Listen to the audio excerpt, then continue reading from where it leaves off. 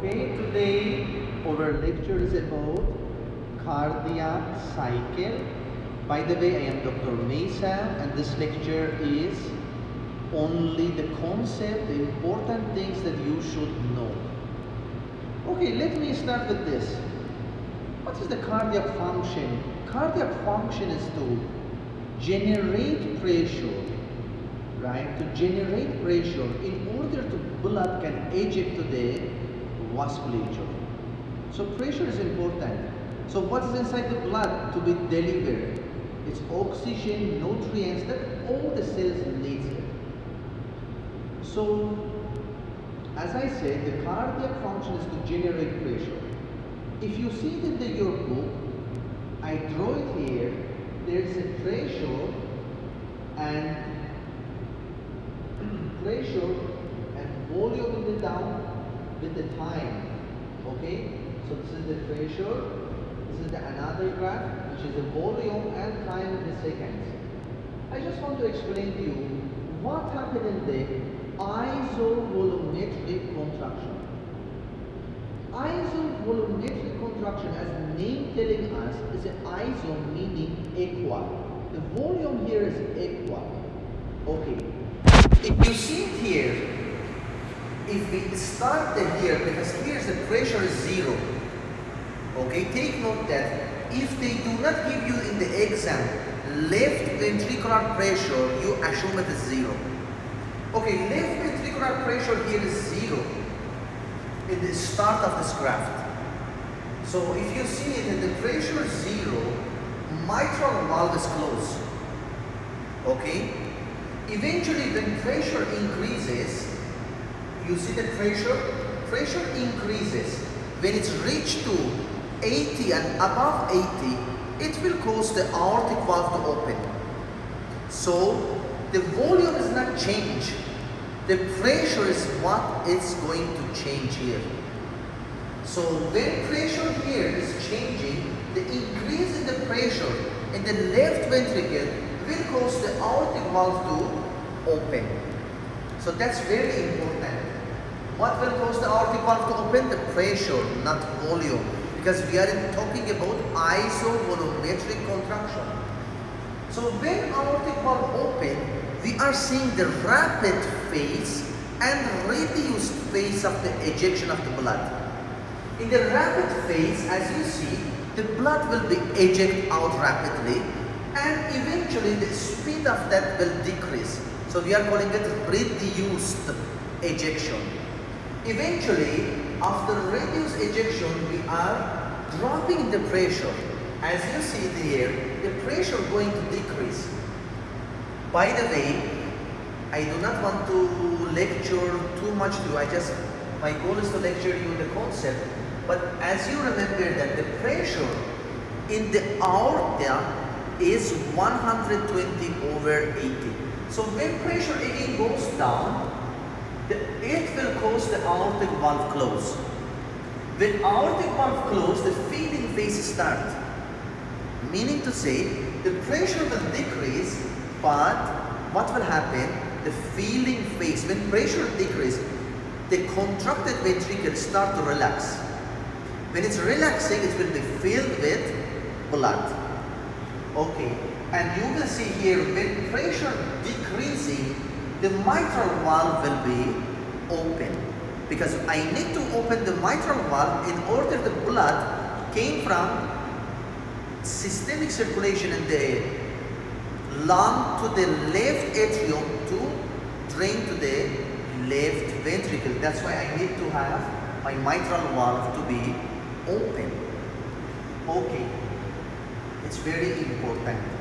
So in the graph in the down, you will see that left ventricular ejection, left ventricular and diastolic volume, and left ventricular and systolic volume. Okay, as you see, the left ventricular and diastolic volume is 150 ml. Eventually, in the phase of ejection, the volume will decrease. So I can call it stroke volume, right? The stroke volume is the end diastolic volume minus end systolic volume. So I hope you understand that in the left ventricular end diastolic volume, the volume at the top is 150. When there is pressure increase, eventually volume decrease. Why? Because I am ejecting the blood. Okay? I am ejecting the blood to systemic circulation, and here also you will see again the refilling.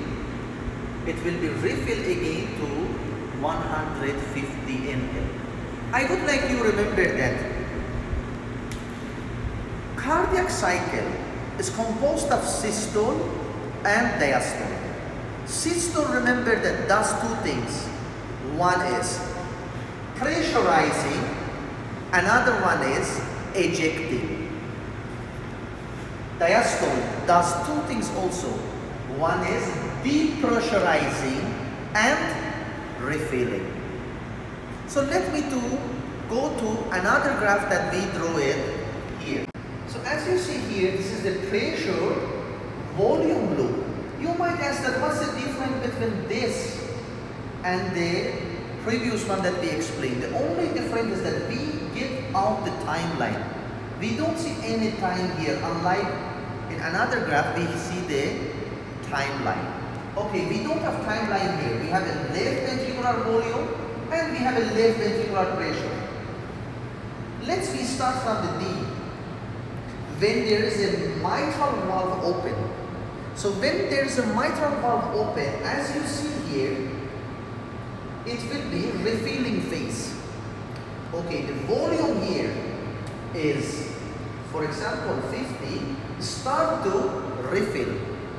The refilling phase will reach to 150 ml. When it's reached to 150 ml, mitral valve to start to close. When mitral valve close, the pressure in the left ventricle increase. The increase in the pressure of the left ventricle will cause aortic valve to open. Again, the pressure should be above 80 in order to make aortic valve to open. So when aortic valve open, again we are seeing here two phases. One phase is rapid ejection and another phase is reduced ventricular ejection. In the letter C, we are seeing that aortic valve will be closed. When aortic valve close, what will happen? The pressure in the left ventricle will drop. The dropping in the pressure in the left ventricle, in the number 5, you see that is isovolumic ventricular relaxation, while number 2 is isovolumic ventricular contraction. So this is the relaxation. After relaxation, the mitral valve will be open. When mitral valve open, in the number 6, if you see, it's a rapid ventricular filling, and the number 7 is reduced ventricular filling. But here is a question: what is number 1? Number 1 is atrial systole. Okay, even in the previous graph also we have the atrial systole. Okay, it is exactly before the start of mitral valve close. There is a atrial systole. Okay, this way is the atrial systole. What is here? As you see here is a stroke volume. Okay, so stroke volume is the amount of the blood will be eject out during each heartbeat.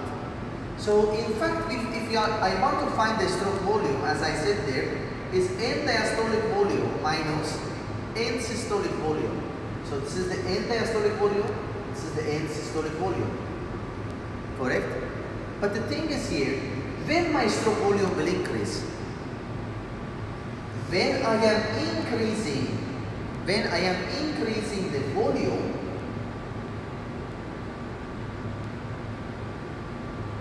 my stroke volume increases.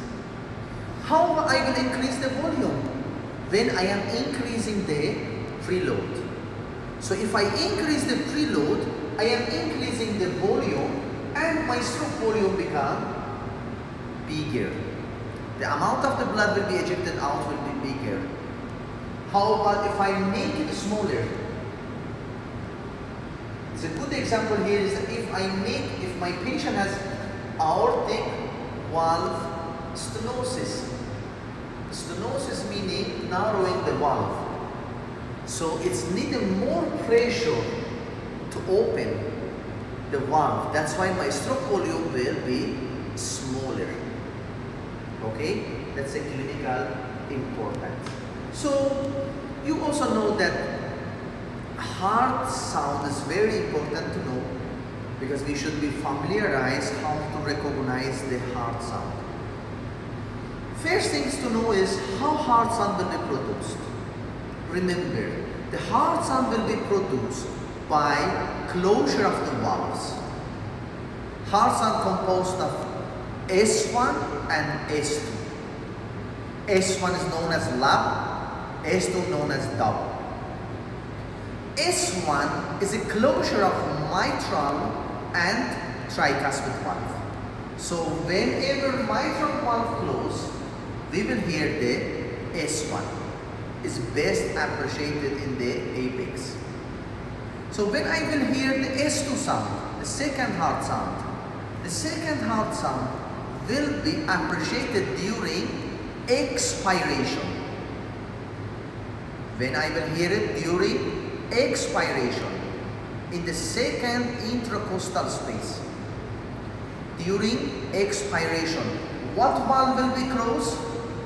When there is aortic valve closed and pulmonic valve closed, I will hear the S2 sound.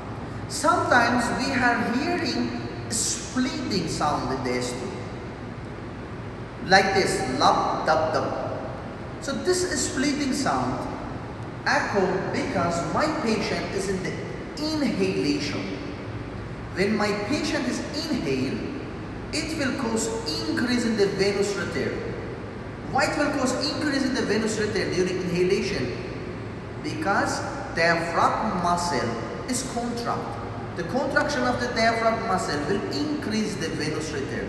So when venous return increase to the right side of the heart, it will delay in the closure of the pulmonic valve.